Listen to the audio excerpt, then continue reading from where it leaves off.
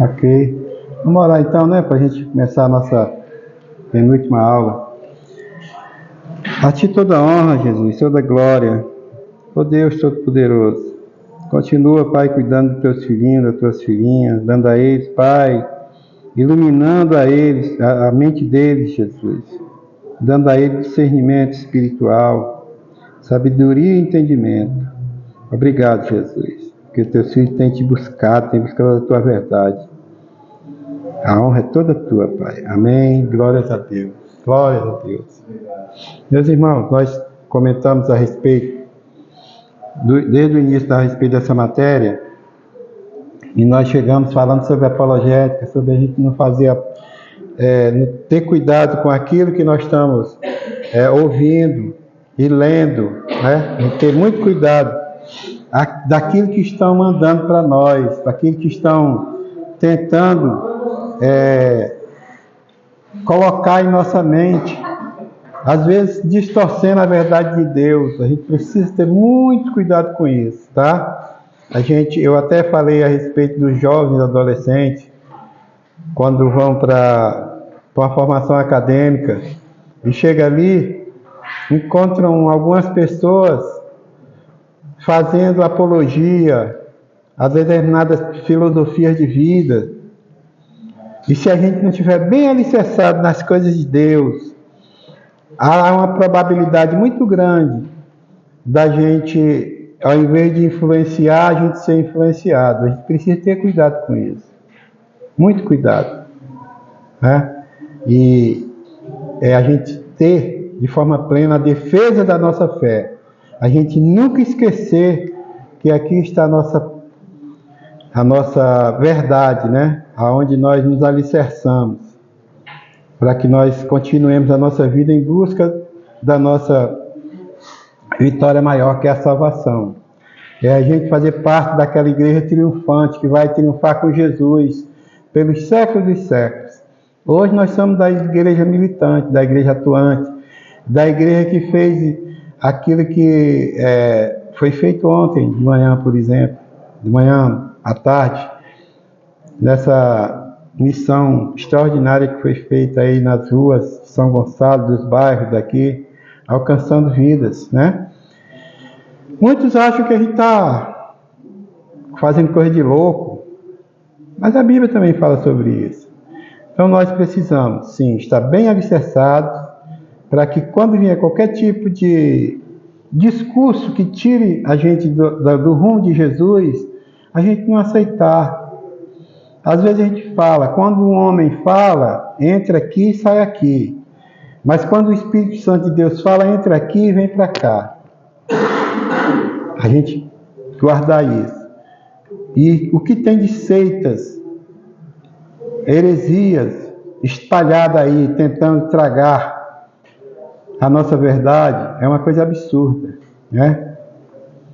Nós comentamos a respeito de religião, o que significa religião, né? Que é religare em latim.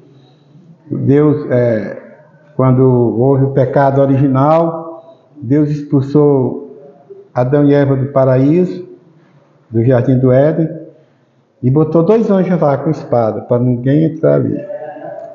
Ali, o homem foi separado, foi desligado de Deus. Só que lá fora, o homem, o ser humano no todo, começou a sentir a necessidade da presença de Deus. Ele cavava uma covinha, botava uma semente, botava água e aguardava. Ali era a parte dele, agora era esperar a ação de Deus, que era aquela planta, aquela sementinha brotar, para que daqui a algum tempo ele tenha alimento.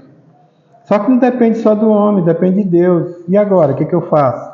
Aí ele começou a ter essa necessidade de se religar a Deus, que ele foi desligado lá no Jardim do Éden. E aí é onde surge a religião, que é o religar, é a necessidade que nós temos, o ser humano tem, de se religar, ou de se unir, ou de se conectar com o ser superior. Enquanto nós falamos do Deus Todo-Poderoso, Jesus Cristo, algumas denominações, algumas religiões, algumas seitas buscam outros. Aí é coisa dele. Mas o fato é que o homem tem essa necessidade de ter uma conexão com um ser supremo, um ser superior. Isso é religião, né? Quando fala de doutrina, doutrina significa princípios básicos, né, de normas e regras que nós precisamos estar alicerçados. A nossa vida, ela é movida o tempo todo através de doutrinas.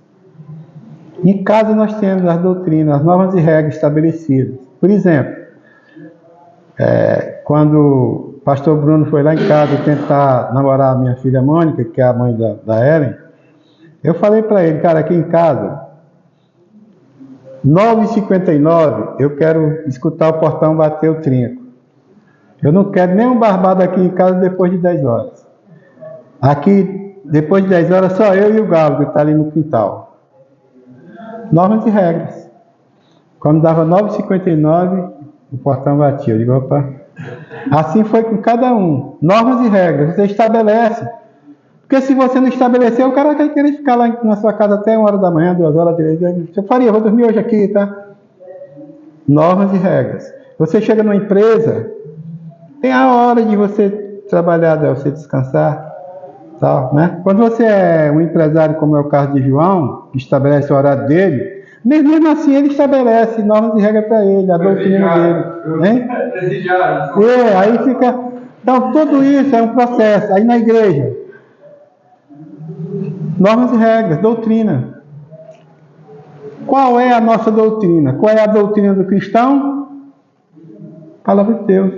Normas e regras. Percebem como é interessante?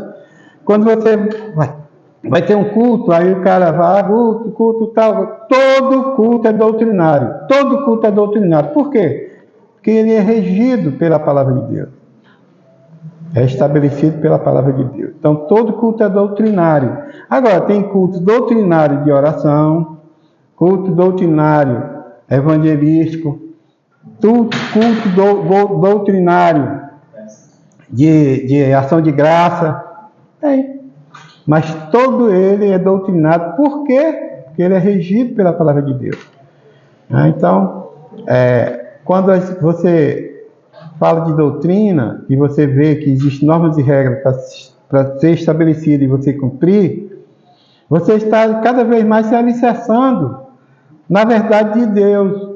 E cada vez mais você se distancia dessas seitas, dessas heresias que ocorrem que acontecem por aí, né? Isso é importantíssimo, você está bem agarrado com isso, porque quando você menos espera, uma pessoa que se diz seu amigo te liga e te convida para uma coisa, o outro te liga e te convida não sei para onde, tudo para te tirar da presença de Deus, outro para te tirar, para distorcer da verdade de Deus. É terrível isso, terrível. Se você não estiver bem alicerçado, porque é tudo questão de compromisso. Ah, pastor, esse negócio de culto 7 horas da noite, de domingo, é muito chato. É mesmo, qual era melhor para você? Ah, eu preferia 5 horas. Aí o outro chega e diz, mas 5 horas é hora de ver o futebol. Aí o outro diz, não, vamos fazer o seguinte, cara, bota para 10 horas da noite que é melhor. Aí o outro, 10 horas, vai terminar lá para mim, eu tenho que sair 4 horas da manhã para trabalhar. Percebe? Então você vê uma forma mais plausível de alcançar cada um. A princípio, um vai ficar meio chateado com isso, mas depois ele se condiciona, depois se acostuma com aquele horário. Então, normas e regras, doutrina de Deus para nossas vidas, que é para a gente fugir dessas seitas. As seitas, elas têm as formas dela trabalhar. Tem seita que ela trabalha controlando os membros, como se as pessoas ficassem isoladas do resto do mundo e fossem conduzidas somente pelo seu líder. Lá no início da portilha de vocês tem alguns exemplos de lideranças terríveis que aconteceram lá na América principalmente, né? Tem algumas seitas também que elas primorizam a questão apocalíptica, que é para ver como é que vai ser o final dos tempos, né? E aí ele enfoca mais a questão do futuro, como é que a pessoa vai sobreviver ao caos e tal. Aí começa aquela situação do cometa Halley, foi algo assim terrível aquilo, naquele exemplo que a gente deu aqui, que está na portinha de vocês. O cara diz, gente, vocês vão ter que morrer tudo antes do cometa passar. Mas só que quem morrer, quando o cometa passar, você vai levar vocês para o céu, direto para o céu. Não está aqui na Bíblia isso. Né? A gente sabe que é só a gente se prender às nossas normas e regras, qualquer tipo de convite que seja feito, que a gente sabe que está distorcendo a verdade de Deus, a gente, eu não quero. Eu não aceito. Às vezes, no nosso trabalho, vem pessoas que solteiro, que arrumam uma namorada que não é cristã. Pastor, e aí, o que eu faço? Ela não é cristã. E eu já aceitei Jesus, mas aqui a acolá eu tomo uma cerveja, porque ela vai lá pro cantão e eu tenho que acompanhar. Eu digo, tá. Você acha que é correto? Ela diz, não, porque o senhor sabe, né? É minha esposa. E eu disse, tá bom. Então, daqui a pouco ela vai para o inferno, aí você diz, peraí que eu vou contigo também para o inferno. E aí? Filho, Deus te deu essa missão. É uma missão que Deus te confiou para você resgatar a sua esposa. Resgatar a sua esposa para levar para o aprisco de Jesus. E essa missão é sua. É aí que vem a questão dele se deixar ser influenciado e não influenciar. E tem, meus irmãos, tem muita coisa assim, difícil. A gente tem que se posicionar. É necessário se posicionar. Mesmo a gente se posicionando, a gente peca. Uma hora ou outra a gente vacila. Aí eu contei isso a semana passada, eu acho, não sei se foi. E eu não sei se o Kleber estava na sala nesse dia. Eu acho que não lembro se ele estava. Que o Kleber é meu contemporâneo lá do... Não, eu sou contemporâneo dele, que ele foi primeiro do que eu lá para o seminário, né? Ele é teólogo também. Então, o pastor Jadir já está com 90 e tantos anos, é bênção pura. Um irmão lá, um jovem lá atrás falou, pastor, o senhor falou que uma vez salvo, salvo para sempre. Aí ele, sim. É que tem um exemplo assim de um senhor casado, que arrumou um rabo de saia na rua, ele falando assim mesmo, o discurso do rapaz. E aí saiu com essa moça para um canto, quando saiu de lá, o carro bateu e morreu os dois. E aí, pastor? Ele é salvo para sempre? Aí o pastor saiu bem devagarinho, o Cleber conhece bem, aquele passinho de 90 anos, já viu como é que é um passinho de 90 anos, né? Aí foi lá no finalzinho, bateu no nome dele, disse assim, meu filho, nós estamos falando, uma vez salvo para sempre, estamos falando de cristão genuíno. Um cristão genuíno, ele não vai adulterar. Porque quando a proposta vier, ele diz assim, não, eu não vou distorcer a verdade de Deus. Um cristão genuíno, ele não vai aceitar propostas que vai entristecer o coração do Espírito Santo que habita nele. Ele não vai.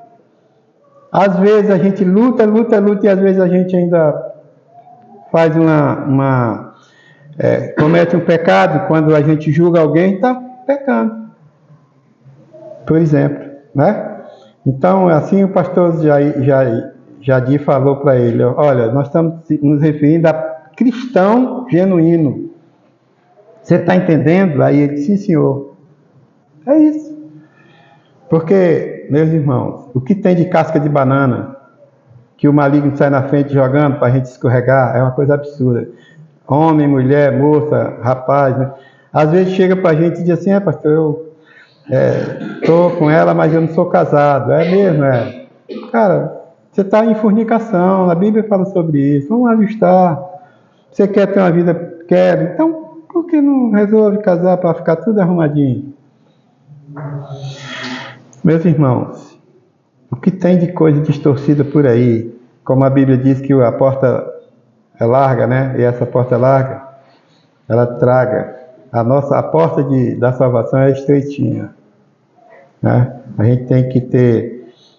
É luta. Aí luta, aí João é de tem de prova. João é da minha célula. Aliás, João é da célula do Jardim de Oração, da salinha de oração. Todo dia eu vejo ele entrando e saindo da salinha de oração. Uma benção. Quando ele vejo, eu fico. Às vezes ele nem vê que eu vejo, mas eu vejo. Porque na sala que eu fico não dá para ver quem está lá dentro, né? Não dá. E dá para ver quem está lá fora, aí eu vejo. Mas a gente tem pedido tanto pelos novos convertidos. A gente que já está, entre aspas, no rodapé da parede, já está mais cascudinho, a gente vacila uma hora ou outra, né? Imagina os novos. Estão precisando da nossa oração, para o Espírito Santo de Deus blindar. E agora, essa última turma que se batizou no domingo passado, tinham 6 adolescentes. 6. 3 moças e 3 rapazes. Um deles foi isso, ó, uma luta. Eu vi a luta dele para poder ele passar pelas águas, em cima de tantos convites terríveis, tantas influências malignas que vinham em cima daquele jovem, mas ele venceu, graças a Deus. Só que quando esses jovens passam a faculdade, aí que a coisa começa a piorar. Exatamente. Aí ela começa a querer botar o contrário dessa foi isso que eu falei. A questão quando a gente vai, eu já fui para a faculdade depois dos 40 anos, entendeu? Então, eu vou procurar botar meu ouvido aqui, que eu estava sem ouvido, tá? É assim, cara. Chegou de 70, aí tu precisa de ouvido, tu precisa de olho, entendeu? Precisa de joelho, é assim mesmo. Para subir a escada aí, tem que se agarrando e tal. Mas é assim as coisas, mas Deus vai abençoando. E quando o João está levantando um tema aí, que é onde tem muita heresia, onde tem muita seita. Gente, é uma coisa absurda. Eu oro muito pela minha sobrinha. Tem uma sobrinha que ela é formada em filosofia. Na época ela já era mestrada e ela foi tentar o doutorado aqui na UFRJ. E veio lá para casa, veio aqui para a igreja, viu a gente, né, aquele movimento todo. Minha sobrinha aceitou Jesus Cristo. Né? Foi uma coisa... Só que quando ela foi fazer o doutorado, mudou tudo. Foi fazer lá no Rio Grande do Sul, porque aqui ela não conseguiu. Aí um professor dela disse, leva essa tese lá, defende essa tese lá em Porto Alegre, que lá você vai conseguir. E ela conseguiu. Hoje ela é professora universitária. É como se ela tivesse alcançado o que ela queria. Sim, alcançou no lado, vamos dizer assim, isso, profissional. Mas, cadê a salvação? E aí eu fico, cara, meu coração... Só que é o seguinte, a gente conversa, eu e minha esposa, nós fizemos nossa parte, assim como a minha neta, minhas filhas. Ela viu o exemplo, assim, da gente trabalhando na obra de Deus, e ela ficou, assim, abismada com aquilo, esses 2 meses, 3 meses que ela ficou aqui com a gente. E ela aceitou Jesus, na época, e que ela queria porque queria ser professora universitária, tentou em Fortaleza, não conseguiu, mas conseguiu lá. Hoje ela é professora universitária. Aí houve essa chuvarada aí, agora lá. Meu irmão me ligou essa semana, rapaz, minha filha está querendo voltar para Fortaleza. E aí a preocupação é exatamente a questão do alvo que ela atingiu, que ela alcançou, alvo profissional, né? Mas esse alvo da salvação, ele está acima de qualquer outro tipo de alvo. Por quê? Porque a Bíblia é bem clara, buscar primeiro o reino dos céus, e as demais coisas serão acrescentadas, né? A gente amar Deus sobre todas as coisas, todo o nosso coração, toda a nossa justiça. O irmão quer falar? As bananas, cascas de banana que o vai colocando. Eu costumo falar em relação de queimado. Sim. Então, ele faz errado. Há 4 anos atrás, a dificuldade de estar passando em casa principal, Foi nessa época do. Quase. Na época dessa campanha que eu fiz com minha agora. Eu recebi uma proposta para ser fiscal, como eu fiscal desse governo. Fiscal na política aqui. E aí eu falei, eu vou aceitar, falei para a pessoa, por que eu não aceito? Porque meu candidato é um. Sim. Você está oferecendo candidato de aniversário. Eu, como servo de Deus, eu não posso ser mentiroso. Sim. Se eu trabalhar o seu candidato, eu vou botar no posto mentiroso. Estou sendo um mentiroso. Aí eu até conversei com os pastores colegas, rapaz, você está passando necessidade, você precisa de dinheirinho, pensa na família. Eu falei, eu vou pensar na família, não vou mentir, eu vou dizer que eu vou estar mentindo. Então eu estou pensando assim como inimigo. Eles trabalham segundo a nossa necessidade. Sim. E aí naquele momento eu falei, não sei, eu não quero. Mas só que Deus é tão maravilhoso que no dia que eu disse que não ia fazer, porque é algo que vai dar para Deus, no dia seguinte o colega meu me buscar para trabalhar pintando. Ou seja, eu neguei aquilo que o diabo me ofereceu e já no dia seguinte. O que eu ia ganhar em 15 dias, essa com 15 dias, eu ganhei em um dia a metade desse Entendi. Vamos lá, pegamos um apartamento, pegamos um apartamento, ele fez o outro. Então, realmente, o diabo falou, essa caixa de valor, ele vai estar todo momento. Mas tudo para que ele possa escorregar. Verdade. Vai pegar para a nossa necessidade.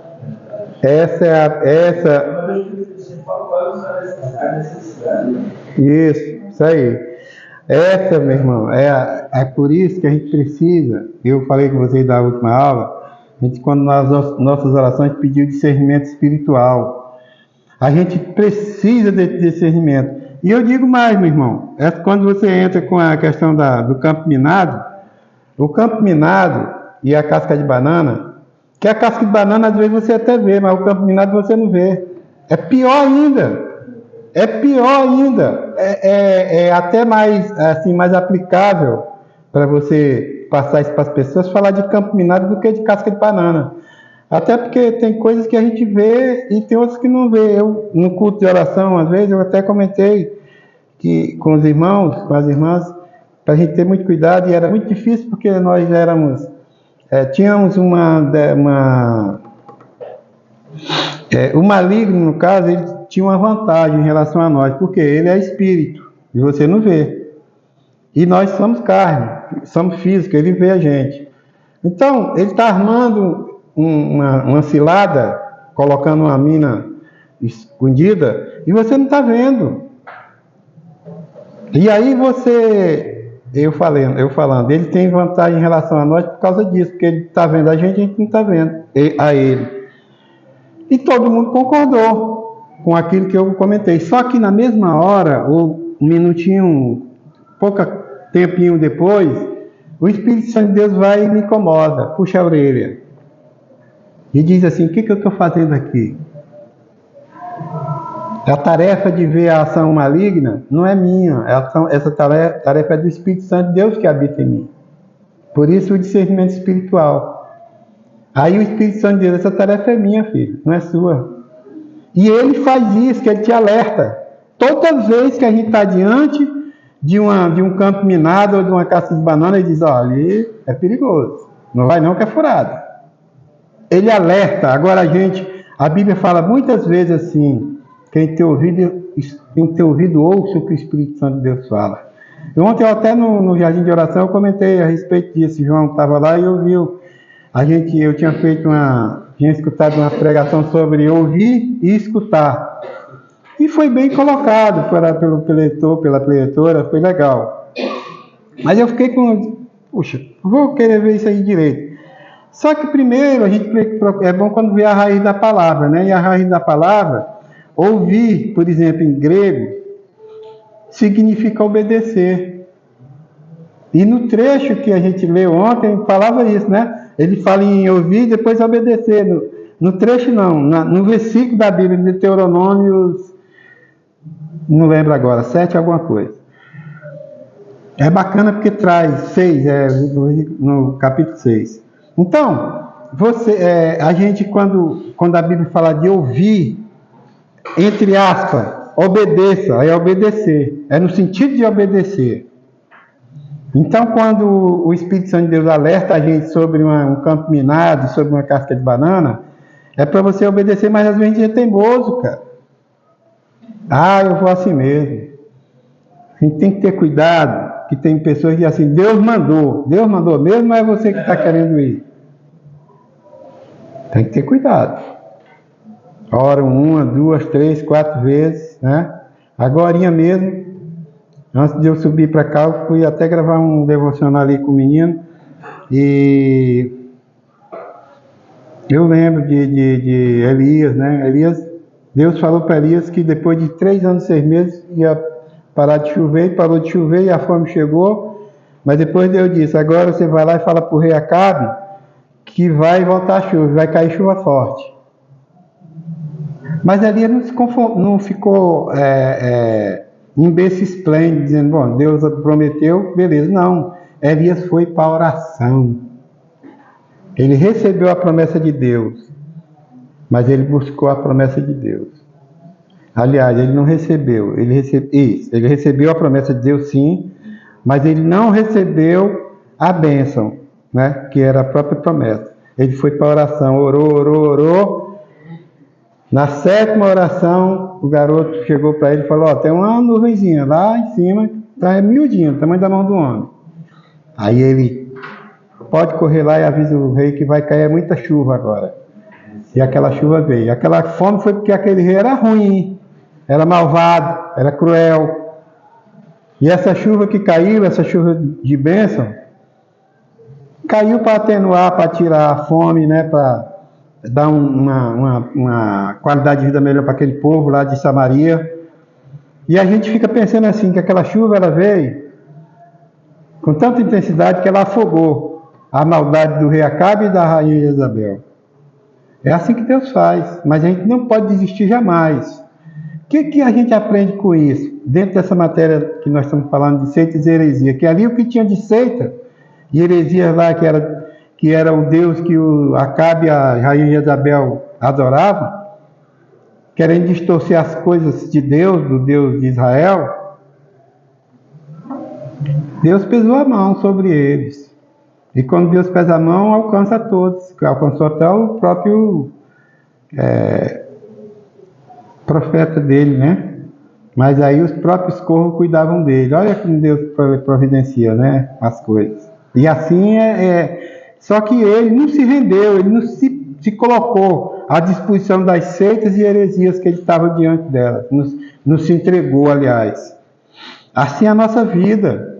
O exemplo que o irmão deu, e nós temos, toda hora tem, filho, toda hora aparece.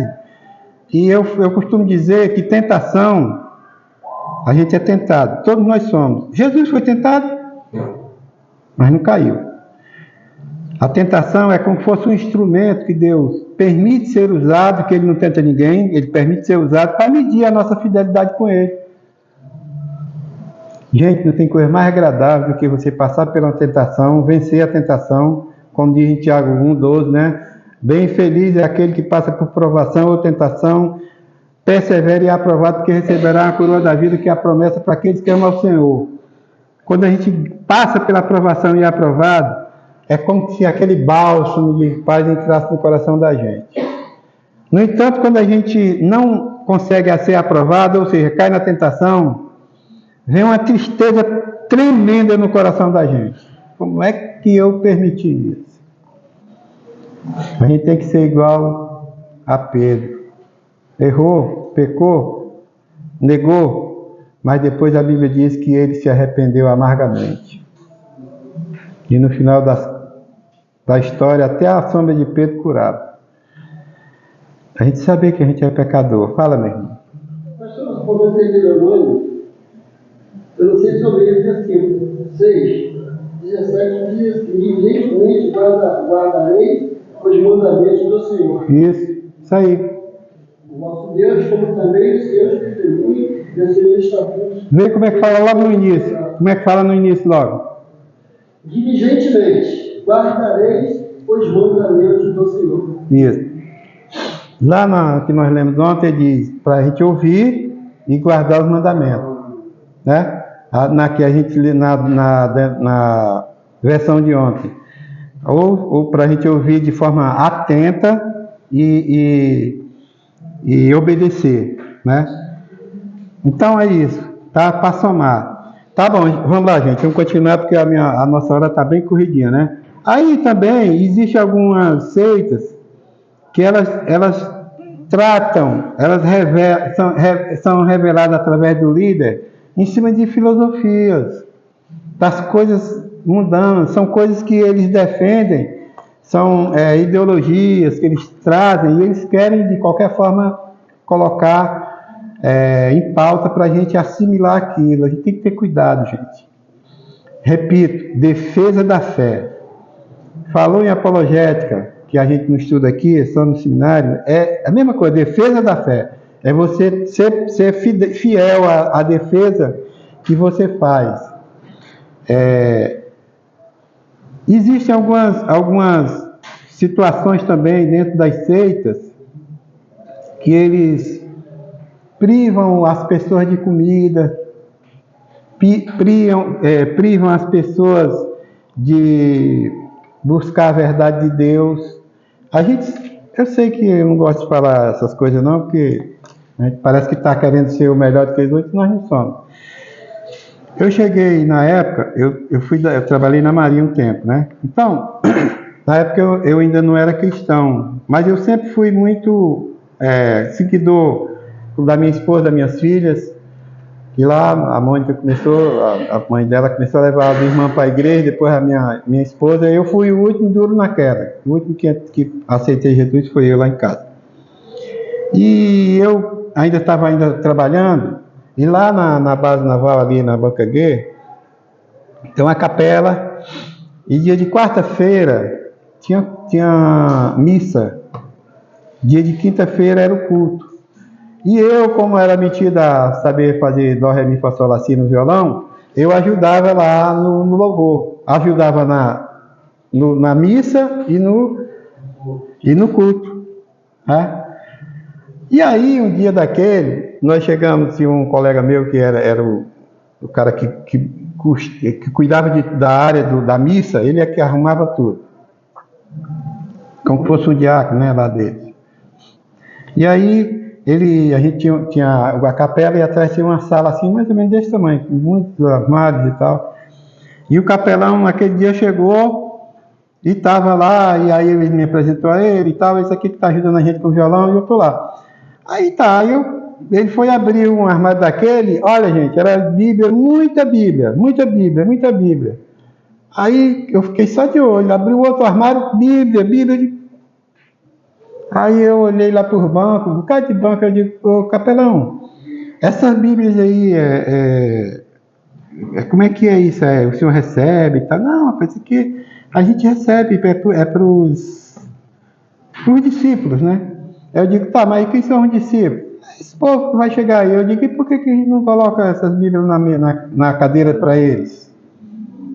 Ah, mas ninguém liga não. Eu digo, o senhor já experimentou? Aí o Roberto, que era um colega, o Roberto disse assim, capelão, a gente podia fazer isso mesmo. Aí eu falei, porque lá na igreja da minha esposa, cada irmão, quando chega com a Bíblia. Eu não vejo ninguém chegar aqui com a Bíblia na missa. Amanhã tem missa, amanhã tem culto. Eu toco aí no culto também, os irmãos chegam. Aí ele coçou a cabeça, pode. Aí botamos as Bíblias nos bancos. Aí os irmãos chegavam e ficavam até com medo da Bíblia. Falei, gente, essa Bíblia aí é para você manusear. E aí eu falei com ele disse, se vocês quiserem levar, pode levar. Porque tinha muita mesmo. Aí, gente, essa Bíblia, que cada um aí sentou e tem uma do lado, é sua. O cara olhava assim. Por que isso? Porque lá atrás, só o padre que lia a Bíblia. Os seus adeptos não liam a Bíblia. O conhecimento da palavra de Deus é como se fosse direcionado somente para o top. Não é isso que a Bíblia diz, é para todos. E graças a Deus aquele capelão aceitou a minha sugestão. E aí, os irmãos, aí quando na missa seguinte, o cara chegava lá com a Bíblia. Aí ele falou, você é católico ou é cristão? Eu sou católico. Qual é o problema, gente? Percebe a questão da seita? Seita. Claro que é religião, né? A gente não vai botar ela na seita, mas é uma forma também de distorcer a verdade de Deus. A gente tem que estar atento a isso.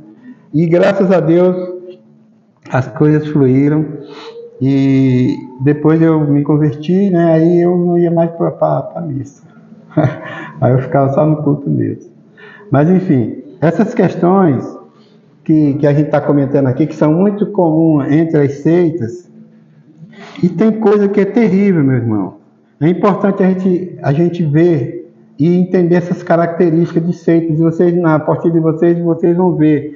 As seitas, em algumas seitas, elas subestimam o valor de Jesus. Coloca Jesus em segundo plano. Tem muito que faz isso, gente. Cara, é uma coisa tão absurda. Eu sei, mais uma vez, perdão, não gosto, eu amo meus irmãos católicos, e a gente vê pessoas que São João, São Pedro, São tal, São não sei o quê, eles colocam como se Jesus estivesse em outro plano, cara.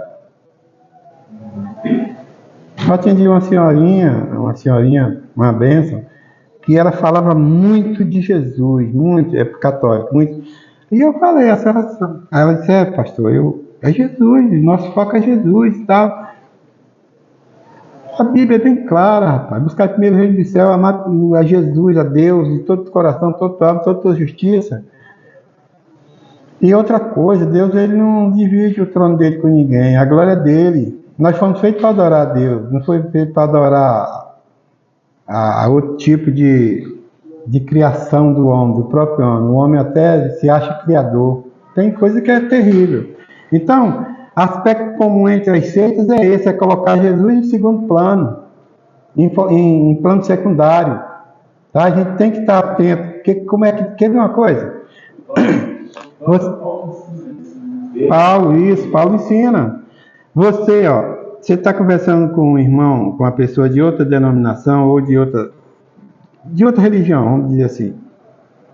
Você fica atento a quem ele vai priorizar no discurso dele. Se a prioridade do discurso dele é Jesus Cristo, tranquilo, você pode continuar conversando que não vai ter problema nenhum. É o que às vezes eu falo para as mocinhas que vão namorar. Eu digo, olha, você tiver um pretendente, você fica atento ao discurso dele. Se o rapazinho falar muito de família, de pai, de mãe, de irmão, de primo, falar de família, é um bom par para você se aliar. Agora, se o cara chegar para você, o papo dele é pancadão, é não sei o quê, cara, pula fora que é furada.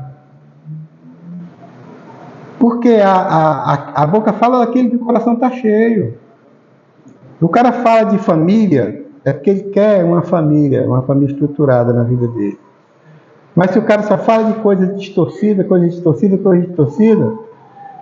vai acabar, infelizmente, influenciando de forma negativa a mocinha. Eu falo assim mais para as meninas, né?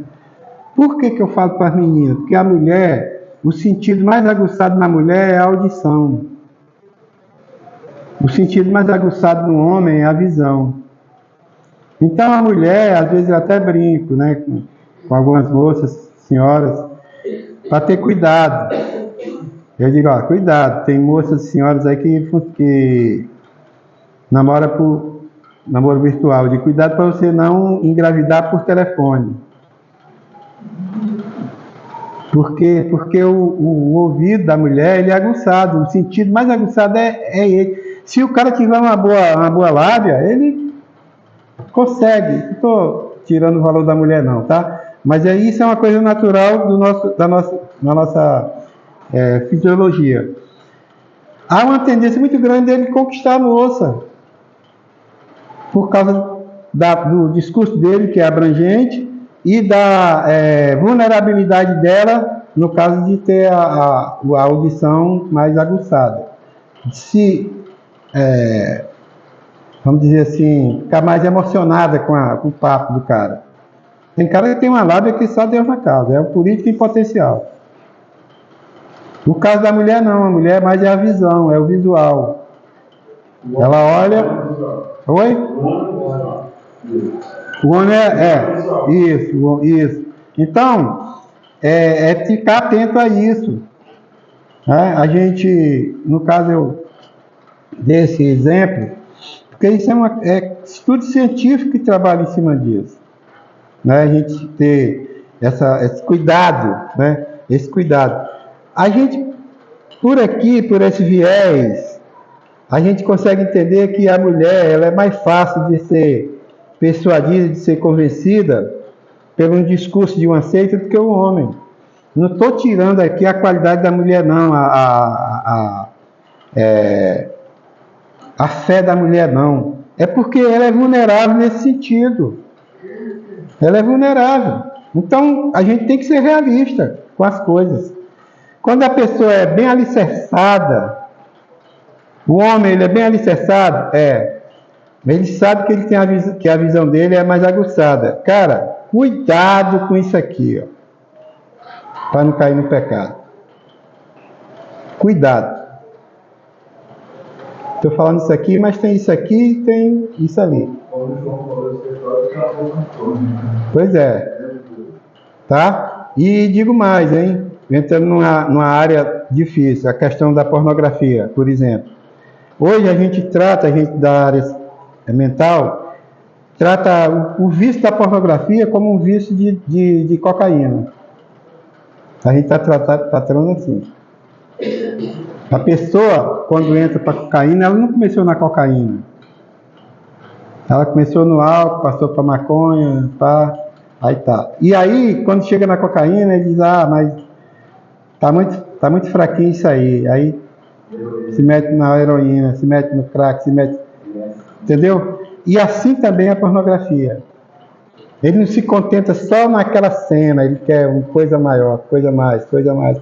Daqui a pouco aquilo fica obsoleto, aquilo ali fica sem sentido. Aí tem casal que chega para a gente tratar, que é uma coisa terrível. Casal com já 20 anos de casado, 25 anos de casado, é porque a gente acessa a pornografia, não sei o que, assim mesmo. Aí eu digo, tá, por que vocês acessam? É para a gente ter mais prazer. Tá, deixa eu te perguntar uma coisa. Você lembra dos 10 primeiros anos de casamento? Era prazeroso? Era. E vocês não usavam esse recurso. É mesmo. Vocês, daqui a pouco vai acabar o casamento de vocês, vai esfriar. E aí eu vou e faço as minhas colocações, que não cabe fazer essa colocação aqui, que tem jovens aí que não precisa a gente falar, ser tão agressivo com as palavras. Mas olha, gente, eu estou falando isso para vocês porque eu trabalho nessa área e a coisa está difícil, infelizmente, dentro até de pessoas que têm Jesus como seu único eterno Salvador. Tem coisa que eu digo assim, não é possível que eu estou ouvindo isso, mas eu tenho que me colocar na minha posição de psicoterapeuta, de conselheiro cristão, e ouvir, porque a gente está para ouvir. E depois passar as orientações devidas à luz da palavra de Deus. Algumas questões que a gente trata no lado emocional vem também à luz da ciência, como esse caso que eu estou falando da audição e da visão.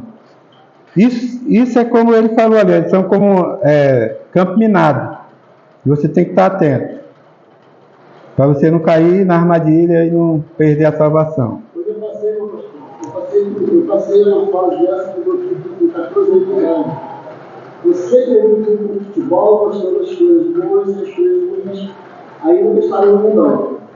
Mas quando eu fiz 14 anos de idade, tem um bloco aqui na lagoinha aqui, um bloco que fala sobre a Constituição, nem todo mundo vive. Então, eu já era cristão, eu sempre ia com ele. Tinha uma certa vez que eu conheci, na toda unidade, meu pai, eu posso ir sozinho lá pro bloco?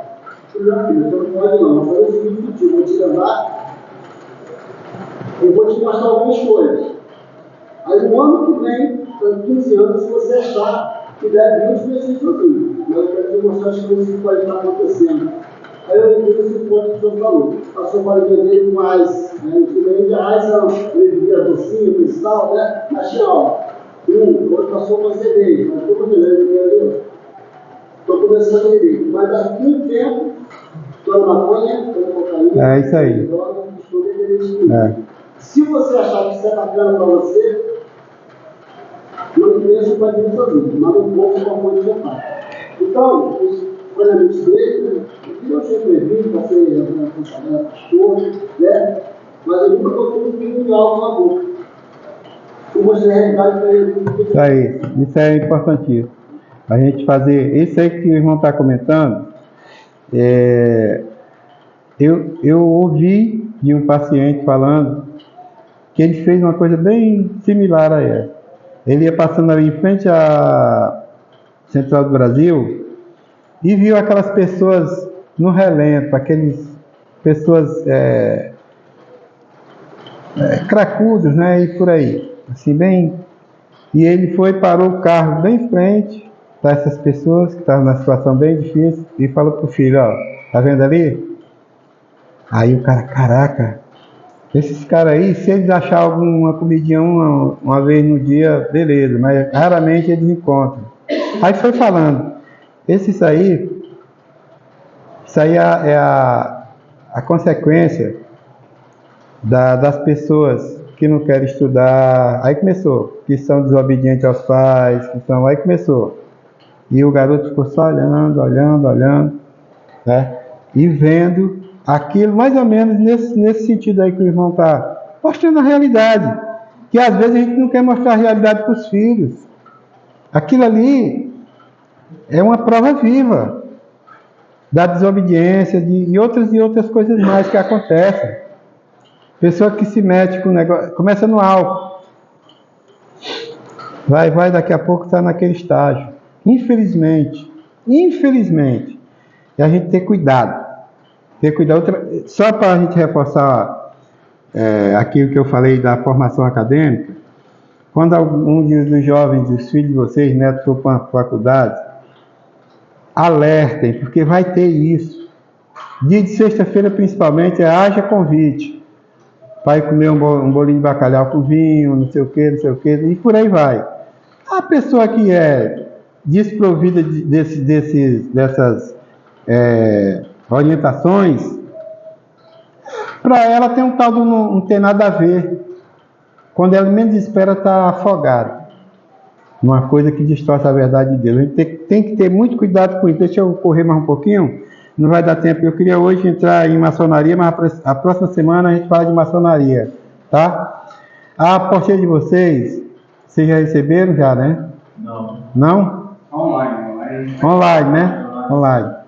Mas esse material aí tem tudo isso que eu estou comentando. Só tem algumas coisas que claro, eu não falei de apologética e tal, mas tá aí, eu trago mais aí para complemento, que vocês têm o material na mão, né?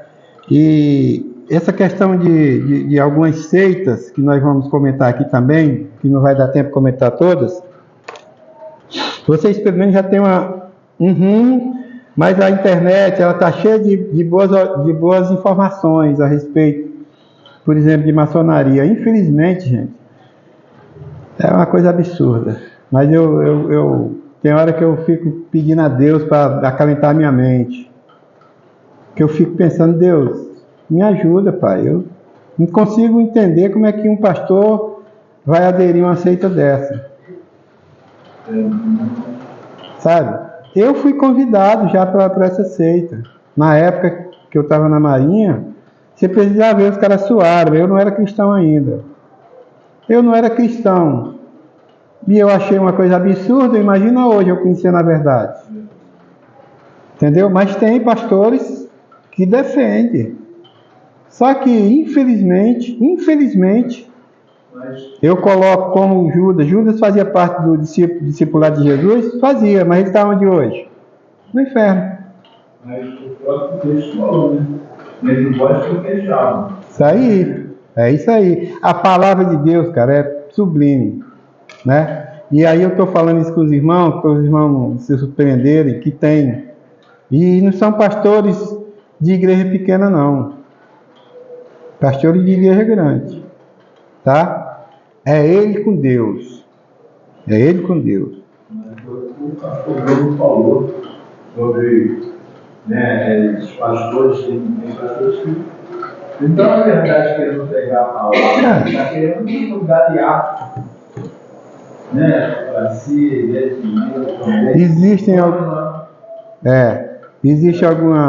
muitas vezes tem alguns interesses, os interesses paralelos. É uma coisa absurda, gente. Olha, eu, sinceramente, eu vejo, eu preciso entender melhor. Pois é. Pois é, aí o aspecto comum para a gente encerrar, eu falei a respeito deles colocar Jesus de forma secundária, em terceiro plano, segundo plano. Eles creem apenas em uma determinada parte da Bíblia, as seitas. Eles acham que são o único certo. Usam as falsas interpretações das Escrituras. Eles escutam os seus líderes deturpar a verdade de Deus e ficam seguindo aqueles caminhos. E outra coisa, eles tentam ensinar a cada um de nós, a buscar a própria salvação. Seitas fazem isso conosco. E, infelizmente, eles tentam pegar presas, fisgar presas em outras religiões, mas essas presas que eles pegam normalmente são daquelas mentes desatentas. As mentes desatentas. É como se ele estivesse pescando essas mentes desatentas. Entendeu? Para poder eles levar para o inferno. Infelizmente. É triste a gente falar isso, né? A gente falar que vai para o inferno. É triste. Porque a Bíblia é bem clara em relação ao sofrimento eterno, né? Pode desligar. Ao sofrimento eterno. Vamos orar então para a gente encerrar. A maioria das escritas fazem isso, né? Pega um texto da Bíblia, né? Sem contexto.